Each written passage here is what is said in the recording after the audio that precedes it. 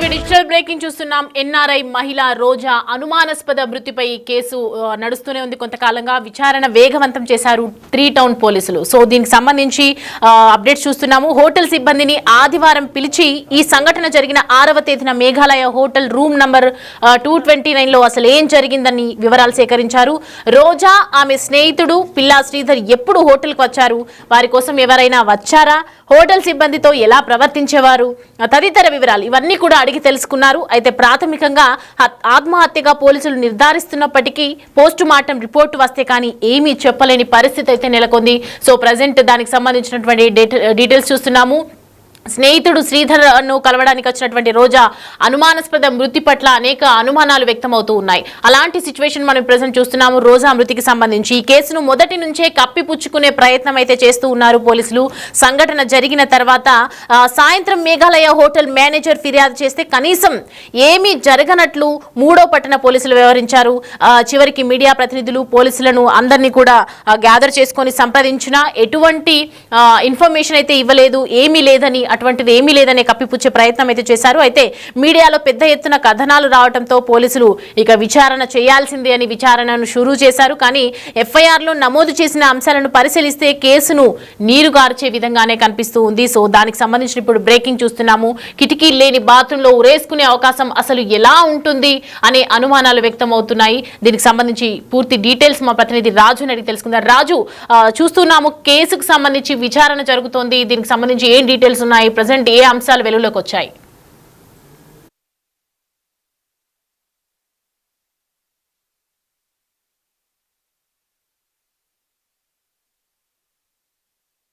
రోజా కుటుంబ సభ్యులకు ఉన్నటువంటి అనుమానాలు, ఈ ఆత్మహత్య హత్య ఇది ఏంటనేది ఒక క్లారిటీ అయితే రాలేదు. కానీ ఎన్నో అనుమానాలకైతే రోజా చనిపోవడం అనేది ఇవాళ ఒక సంచలనంగా మారినటువంటి పరిస్థితి ఉంది. రోజా ఆ మేఘాలయ హోటల్ కి ఎందుకు వెళ్ళింది, ఎవరిని కలవడానికి వెళ్ళింది అనే విషయాలు బయటికి రాకముందే ఈ కేసును పూర్తి స్థాయిలో నీరుగార్చి కప్పిపుచ్చే ప్రయత్నం అయితే విశాఖ 3 టౌన్ పోలీసులు చేసినట్లుగా ఇక్కడ స్పష్టంగా అర్థమవుతుంది. ముఖ్యంగా శ్రీధర్ మేఘాలయ హోటల్లో రూమ్ నెంబర్ 229లో అతను స్టే చేసినటువంటి పరిస్థితి ఉంది. అతని స్నేహితురాలు ఆ రోజా అదే హోటల్ కి పోలీసుల లెక్క ప్రకారం అదేవిధంగా ఆ మేఘాలయ హోటల్ మేనేజర్ ఫిర్యాదు చేసిన వివరాల ప్రకారం చూస్తే మధ్యాహ్నం 1:35 శ్రీధర్ ఆ రూమ్ లోకి అయితే వెళ్ళినటువంటి పరిస్థితి ఉంది. తిరిగి మళ్ళీ 3:30 శ్రీధర్ బయటకు వచ్చాడు. అంటే దాదాపుగా రోజా శ్రీధర్ ఇద్దరు కలిసి 229 రూమ్ నెంబర్ లో 2 గంటలకు పైనే ఉన్నారు. అసలు ఈ 2 గంటల పాటు ఏం జరిగింది అనేది ఇప్పుడు ఒక పెద్ద మిస్టరీగా మారినటువంటి పరిస్థితి కనిపిస్తుంది. ముఖ్యంగా చూస్తే రోజా అదేవిధంగా శ్రీధర్ ఇద్దరు కూడా ఎన్ఆర్ఐలు, వాళ్ళు అమెరికాలో కొంతకాలం వైద్యులుగా పనిచేశారనేది తెలుస్తుంది. ఒక కేసు, ఒక ఆత్మహత్య జరిగిన, హత్య జరిగిన, ఒక క్రైమ్ జరిగిన తర్వాత ఆ క్రైమ్ కి సంబంధించినటువంటి వివరాలు బయటకు రావడంతో పాటుగా ఖచ్చితంగా పోలీసులు కేసు నమోదు చేసినప్పుడు వాళ్ళ ఆధార్, ఫోన్ నెంబర్ తో పాటు పూర్తి వివరాలను కూడా ఖచ్చితంగా నమోదు చేస్తూ ఉంటారు, వాళ్ళ ఫోటో ఐడెంటిటీ కూడా. ఇక్కడ కేసు జరిగి అంటే ఆత్మహత్య లేదా హత్య అనేది తేలకపోయినా ఈ క్రైమ్ జరిగింది 6వ తేదీనైతే 6వ తేదీ నుంచి ఈ రోజు వరకు కూడా పోలీసులు కేసుకు సంబంధించినటువంటి వివరాలు కానీ లేదా ఫొటోస్ కానీ వేటిని బయట పెట్టలేదంటేనే ఈ కేసుని ఏ విధంగా నీరుగార్చే ప్రయత్నం చేస్తున్నారు అనేది ఇక్కడ స్పష్టంగా అర్థమవుతుంది. ముఖ్యంగా చూస్తే ఎన్ఆర్ఐస్ గా ఉన్నటువంటి వీళ్ళిద్దరూ కూడా గతంలో స్నేహితులుగా ఉన్నారు. ఆ స్నేహంతోనే అటు శ్రీధర్ కూడా, పిల్లా శ్రీధర్ అనే వ్యక్తి డాక్టర్ గా కొంతకాలం నుంచి అమెరికా నుంచి తిరిగి వచ్చిన తర్వాత హైదరాబాద్ లో కూడా తను ప్రాక్టీస్ చేస్తున్నారు. అదేవిధంగా విశాఖలో కూడా ప్రాక్టీస్ చేస్తున్నారని ఒక సమాచారం అయితే ఉంది. ఈ నేపథ్యంలోనే హోటల్ మేఘాలయలో శ్రీధర్ దిగడం, శ్రీధర్ ని కలవడానికి రోజా ఎక్కడి నుంచి వచ్చారనే వివరాలు కూడా బయటకు వచ్చినటువంటి పరిస్థితి అయితే లేదు. రోజా కలవడానికి అయితే వచ్చారా అంటే ఒక రోజు వచ్చారా లేదా 2-3 రోజుల నుంచి తరచు ఈ శ్రీధర్ ని కలుస్తున్నారా అనేది తెలియాల్సినటువంటి పరిస్థితి అయితే ఉంది. అయితే ఆ కేసు పెట్టినటువంటి అంటే మేనేజర్ హోటల్ మేఘాలయ సంబంధించినటువంటి సిబ్బంది కూడా కొంత కేసుని తప్పుదో పట్టించే ప్రయత్నం అయితే చేస్తున్నారు. ఎందుకంటే వాళ్ళు ఇప్పుడు వచ్చారు, వాళ్ళ ఐడెంటిటీ ఏంటి, వాళ్ళ అడ్రస్ ఏంటి అనేది కూడా ఖచ్చితంగా రిసెప్షన్ లో ముందు నమోదు చేయాలి. హోటల్లో సీసీ కెమెరాలకు సంబంధించినటువంటి ఖచ్చితంగా ఫుటేజ్ ఉంటుంది, అదేవి బయట పెట్టకుండా కేవలం ఫిర్యాదు చేశారు పోలీసులు కూడా. ఇక్కడ విచిత్రం ఏంటంటే పోలీసులకు సంబంధించినటువంటి కేసు నమోదు చేసిన దానిలో ఒక మహిళ చనిపోయింది, ఆమెకు 48 సంవత్సరాలని మెన్షన్ చేశారు తప్ప ఎక్కడ ఆమె ఒక వైద్యురాలు, ఒక ఎన్ఆర్ఐ లేదా ఆమె ఫలానా ఊరు అనేది ఎక్కడ డీటెయిల్స్ ఇవ్వలేదు. సరికదా ఆమెతో పాటు హోటల్ రూమ్ లో ఉన్నటువంటి శ్రీధర్ పేరు మీడియాలో వచ్చినటువంటి కథనాల ద్వారా బయటకు వచ్చింది తప్ప అసలు శ్రీధర్ ఎవరు, శ్రీధర్ ఆ రూమ్ లో ఉన్నాడా లేదా అనే దానికి సంబంధించి ఆ రిపోర్ట్ లో పేరు కూడా మెన్షన్ చేయలేదు. అంటే ఈ కేసుని పూర్తి స్థాయిలో నీరు గార్చే ప్రయత్నం అయితే ప్రస్తుతం పోలీసులు అయితే చేసినటువంటి పరిస్థితి అయితే కనిపిస్తుంది. అయితే విశాఖ సిటీ శంఖపత్ర వాగ్ది మాత్రం ఈ కేసుని కొంచెం సీరియస్ గా తీసుకుని అండర్ ఇన్వెస్టిగేషన్ అయితే ప్రస్తుతం చేస్తూ ఉన్నారు.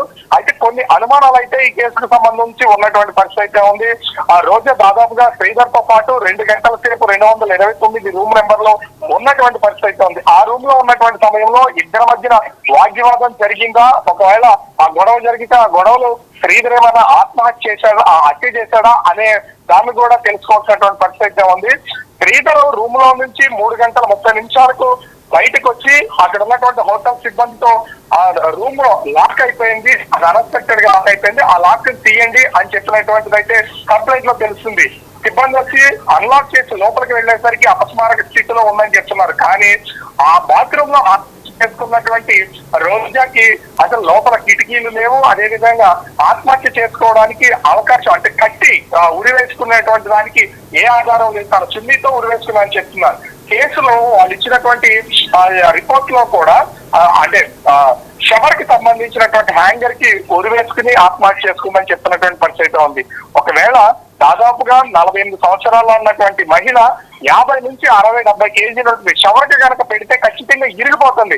మరి ఆత్మహత్య చేసుకుందా రోజా, లేదా రోజాని హత్య చేసి దీన్ని ఆత్మహత్యగా క్రియేట్ చేసే ప్రయత్నం చేశారనేది తెలియాల్సినటువంటి పరిస్థితి ఉంది. ఇంకో కొన్ని కథనాలు కూడా బయటకు వస్తున్నటువంటిది అయితే ఉంది. రోజా శ్రీధర్ తో ఉన్నటువంటి కొన్ని స్థల వివాదాలని పరిష్కరించుకోవడానికి ఒక అగ్రిమెంట్ చేయించుకోవడానికి ప్రస్తుతం అయితే మేఘాలయ హోటల్ కి వచ్చింది. ఆ అగ్రిమెంట్ జరిగినటువంటి ఆ సమయంలోనే ఇద్దరి మధ్యన జరిగినటువంటి వాగ్వివాదంలోనే ఆత్మహత్య జరిగి ఉండొచ్చు, లేదా క్షణికా విషయంలో హత్య జరిగి ఉండొచ్చు అనేది ఇక్కడ స్పష్టంగా తెలుస్తున్నటువంటి పరిస్థితి ఉంది. దీని మీద ప్రస్తుతం అయితే హోటల్ సిబ్బందిని పోలీసులు పూర్తి స్థాయిలో ఇన్వెస్టిగేషన్ చేస్తున్నటువంటి పరిస్థితి ఉంది. ఇది హత్య ఆత్మహత్య అనేది పోలీసులు తేల్చాలి. అయితే 6వ తేదీన ఈ రోజాకి సంబంధించినటువంటి మృతదేహాన్ని కేజీఆర్కి తరలించారు. తన కుటుంబ సభ్యులకు ఫిర్యాదు చేసినటువంటి నేపథ్యంలో తన భర్త వచ్చి సంతకం చేసి మరి రోజా మృతదేహాన్ని అయితే తీసుకెళ్లిపోయినటువంటి పరిస్థితి అయితే ఉంది. కానీ ఇప్పటి వరకు దీనికి సంబంధించినటువంటి ఫోటోలు కానీ లేదా వివరాలు కానీ పోలీసులు బయట పెట్టకుండా ఇన్వెస్టిగేషన్ చేస్తున్నామని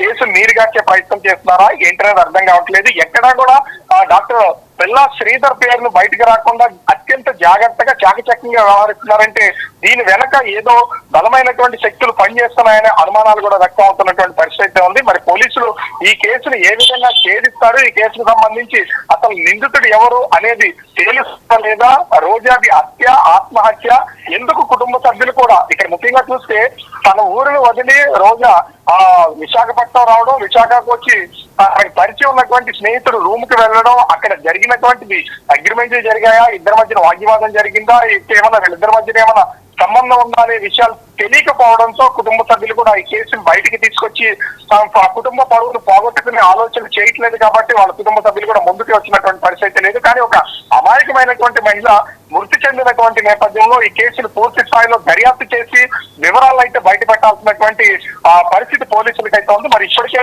3 టౌన్ పోలీసులు కేసు నీరుగార్చే ప్రయత్నం అయితే చేశారనేది ఇక్కడ స్పష్టంగా అర్థమవుతుంది. మరి పోలీసు ఉన్నతాధికారులు కేసు విషయంలో ఎలాంటి నిర్ణయం తీసుకుంటారు, ఎన్ఆర్ఐకి సంబంధించినటువంటి రోజా హత్య ఆత్మహత్య అనేది ఎలా తేలుస్తారా లేదనేది మాత్రం వేచి చూడాల్సినటువంటి పరిస్థితి అయితే కనిపిస్తూ ఉంది. Right, thanks for the updates రాజు.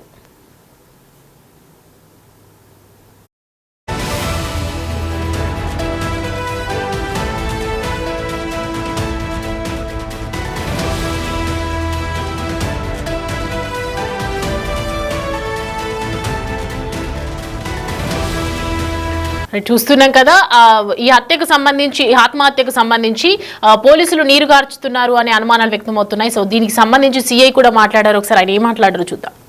విశాఖలో మేఘాలయ హోటల్లో అయితే ఓ మహిళ అనుమానాస్పద మృతుల్లో అయితే మృతి చెందని చెప్పచ్చు. ఈ నేపథ్యంలో ఈ కేసును పోలీసులు అయితే సవాల్గా తీసుకుని దర్యాప్తు చేస్తున్నారు. అసలు ఈ ఘటన ఎందుకు జరిగింది, అసలు హత్య ఆత్మహత్య అనే కోణాలు అయితే పోలీసులు దర్యాప్తు చేస్తున్నారు. సార్ చెప్పండి, అసలు ఈ కేసు ఎప్పుడు నమోదైంది, ఎప్పుడు జరిగింది, ఈ మర్డర్గా కొంతమంది చెప్తున్నారు. ఇది 6వ తేదీ మాకు ఇన్ఫర్మేషన్ వచ్చింది. అదే రోజు జరిగింది. అనుమానాస్పద మృతి అని మేము ఇమీడియట్గా కేసు రిజిస్టర్ చేశాము. ఇప్పుడు కేసు వేగంగా దర్యాప్తు చేస్తున్నాం. ఇంతవరకు అలిగేషన్ ఎవరు పెట్టలేదండి. మామూలుగా అన్యాచురల్ డెత్, న్యాచురల్ డెత్ 2 రకాల మృతి జరుగుతాయి. అన్యాచురల్ డెత్ అయితే హోమిసైడల్, యాక్సిడెంటల్, సూయిసైడల్ ఈ 3 రకాల జరుగుతాయి. అందులో ఇది సూయిసైడల్ అని ఊడి వేసుకొని చనిపోయారని మా ప్రాథమిక దర్యాప్తులో తెలుస్తుంది. ఇంకా కంప్లైంట్ ఎవరి మీద మాకు రాలేదు, కానీ మేము దర్యాప్తు మాత్రం చేస్తున్నాం. ఎఫ్ఎస్ఎల్ నుండి రిపోర్ట్ రావాలి, పోస్ట్మార్టం రిపోర్ట్ రావాలి. రిపోర్ట్ బట్టి ఫర్దర్ యాక్షన్ ఉంటుంది. మృతి చెందిన వ్యక్తి పేరు పూర్తిగా ఆవిడ పేరు రోజా అని తెలుస్తుంది. అలాగే అటువైపు శ్రీధర్, అసలు వీళ్ళిద్దరూ ఎవరు సార్? అది ఇప్పుడు దర్యాప్తు చేస్తున్నాం కాబట్టి ఇనిషియల్ డేస్లో ఇప్పుడు మేము డీటెయిల్స్ ప్రెస్తో షేర్ చేస్తే అది దర్యాప్తులో ప్రాబ్లం జరుగుతాయి. కాబట్టి మేము దర్యాప్తు చేసిన తర్వాత మీతో అన్ని ఇష్యూస్ షేర్ చేస్తాను, అన్ని విషయాలు షేర్ చేస్తాను. ముందుగా మీకు హోటల్ మేనేజర్ కంప్లైంట్ ఇచ్చారని తెలుస్తుంది. ముందుగా మాకు కంప్లైంట్ వచ్చింది, వెంటనే మా వాళ్ళు వెళ్ళారండి. డెడ్ బాడీ మాకు దొరికింది. తర్వాత మేము క్లూస్ టీమ్ కూడా పిలిపించాము, ఎవిడెన్స్ కూడా సేకరించాము. ఎటువంటి కేసెస్లో ఎటువంటి దర్యాప్తు జరగాలి అటువంటి దర్యాప్తు కూడా చేస్తున్నాం. ఒక మంచి టీం ద్వారా దర్యాప్తు చేయడం జరుగుతుంది. ఒకవేళ అలిగేషన్ వస్తే, ఎవరైనా ఆరోపణ చేస్తే ఆ విధంగా సెక్షన్ మార్చడానికి కూడా మేము సిద్ధంగా ఉన్నాం. వాళ్ళు ఎక్కడి నుండి వచ్చారు, హోటల్ గొప్పటి దగ్గర ఏమైనా సమాచారం ఉంచారు? ఈ డీటెయిల్స్ అంతా అయ్యో దగ్గర ఉంటుంది, కానీ మేము అన్ని డీటెయిల్స్ సేకరించి వేగంగా దర్యాప్తు చేస్తున్నాం. అయితే ప్రస్తుతానికి మృతి చెందిన ఆవిడ పేరు పూర్తిగా రోజా అని తెలిసింది. వాళ్ళ బంధువులు కానీ ఎవరైనా వచ్చారు సార్?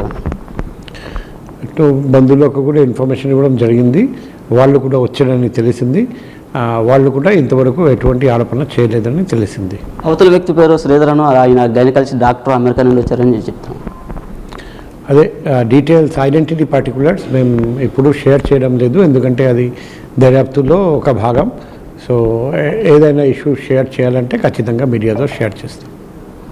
ఇది నగర పోలీస్ కమిషనర్ శంకర్పాత బాగ్చి గారు చెప్తాను. పూర్తిగా అయితే కేసును ఇంకా ఇన్వెస్టిగేషన్ అవుతుంది. పూర్తిగా చాలా లోతుగా మేము దర్యాప్తు చేయడం. ప్రస్తుతం అయితే మేము అనుమానాస్పద మూర్తిగానే అయితే కేసును ఫైల్ చేసామని అయితే చెప్తున్నారు. కెమెరా పర్సన్ రామతో నాయుడు, బిగ్ టీవీ విశాఖ నుంచి. రైట్, సిఐ మాటలు వింటున్నాము. ఈ కేసుకు సంబంధించి దర్యాప్తు కొనసాగుతూనే ఉంది.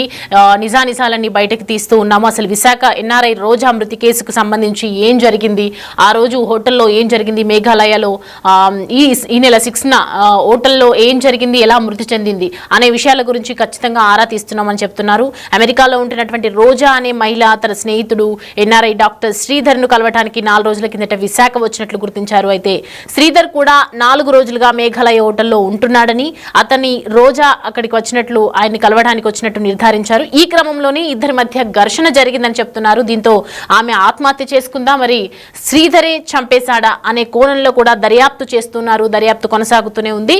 అయితే ఈ కోణంలో దర్యాప్తు జరుగుతున్న నేపథ్యంలో ఈ ఇష్యూపై మీడియాతో మాట్లాడుతున్నటువంటి సిపి హంతకులు ఎవరైనా సరే వదిలిపెట్టమని తెలిపారు. శ్రీధర్ అమెరికాలో గైనకాలజిస్ట్ గా పనిచేస్తున్నట్లు వెల్లడించారు. ఇక ఈ కేసుకు సంబంధించి మరిన్ని అంశాలు విచారణ తర్వాత బయటకు వచ్చే అంశాలు కనిపిస్తున్నాయి. అసలు 2 గంటల పాటు రూమ్ లోనే ఉన్నటువంటి శ్రీధర్ రోజా ఆ రోజు ఏం జరిగింది, ఇద్దరి మధ్యలో గొడవ ఎందుకు జరిగింది, అసలు ఈ ఘర్షణకు కారణం ఏంటి, ఈ ఘర్షణ తర్వాత ఆత్మహత్య చేసుకుందా రోజా, లేదంటే శ్రీధరే చంపేశాడా అనే కోణంలో కూడా దర్యాప్తు చేస్తున్నాము. విచారణ వేగవంతం చేస్తున్నాము.